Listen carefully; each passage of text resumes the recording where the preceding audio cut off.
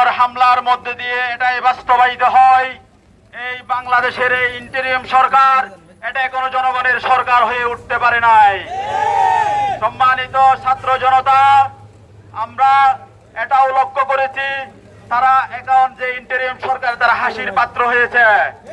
যিনি আইন উপদেষ্টা আছেন, তিনি আইন উপদেষ্টা থাকা অবস্থায় কিভাবে তিনি এড়িয়ে যায়। তিনি তীব্র নিন্দা এবং প্রতিবাদ জানায়, কিন্তু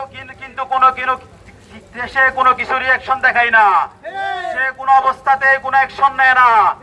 আমরা আরেকটা বিষয় লক্ষ্য করেছি, বাংলাদেশে যদি কোনো একটা ইনসিডেন্ট ঘটে, কোনো একটা ঘটনা ঘটে, এই আল্লাহর বান্দা স্বরাষ্ট্র উপদেষ্টাকে আর খুঁজে পাওয়া যায় না।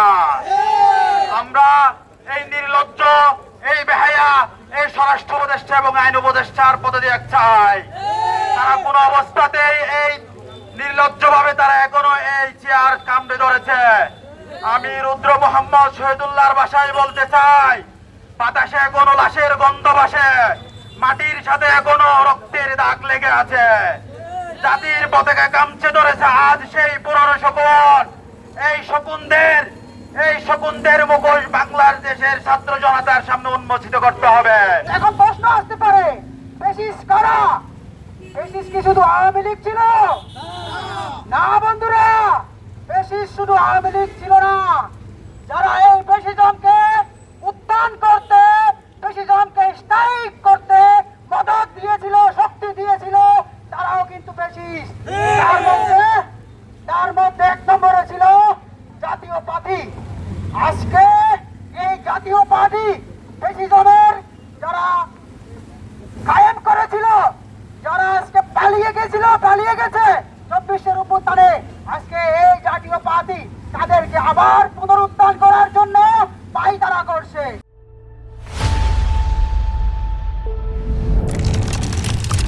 জেলে থাকা অবস্থায় উনি বলেছিলেন ফ্যাসিস্ট সরকারকে হটানোর জন্য আর শুধু 10% ধাক্কা দিলেই হবে।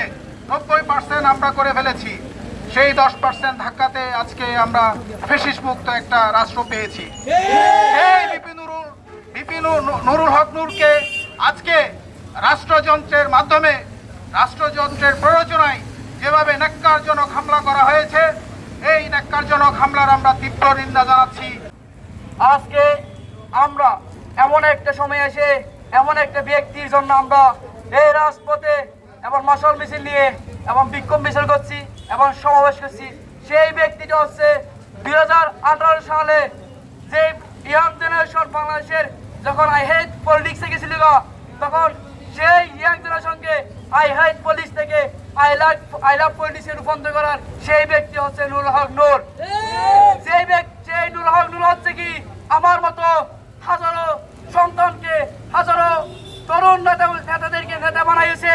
আজকের আসিফ মোহাম্মদ, সজীব ভুঁইয়ার সহ উপদেষ্টা, এমন এনসিপির ডাক্তার, এমন নাহিদ, এরকম হাজারো তরুণদেরকে নেতা বানাইছে। সে হচ্ছে বিভিন্ন পরিবর্তনের পরে যার কারণে মুক্ত বাতাসে শ্বাস নিতে পারছে, স্বাধীনভাবে চলাফেরা করতে পারছে, সেই মহানায়ক বিপিন নুরুল হক নূর।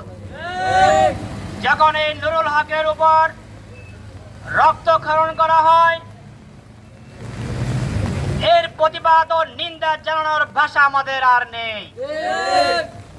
আজকের এই মিছিল সমাবেশ থেকে আমরা স্পষ্টভাবে বলতে চাই, ভারতের দালাল, আওয়ামী লীগের দালাল চাপার উপর ভর করে ফ্যাসিস্ট হাসিনার দোসররা আমাদের প্রাণপ্রিয় শ্রদ্ধাভাজন সেনাবাহিনীর উপর ভর করে যে রক্তক্ষরণ করেছে, এর বদলা আমরা নেব।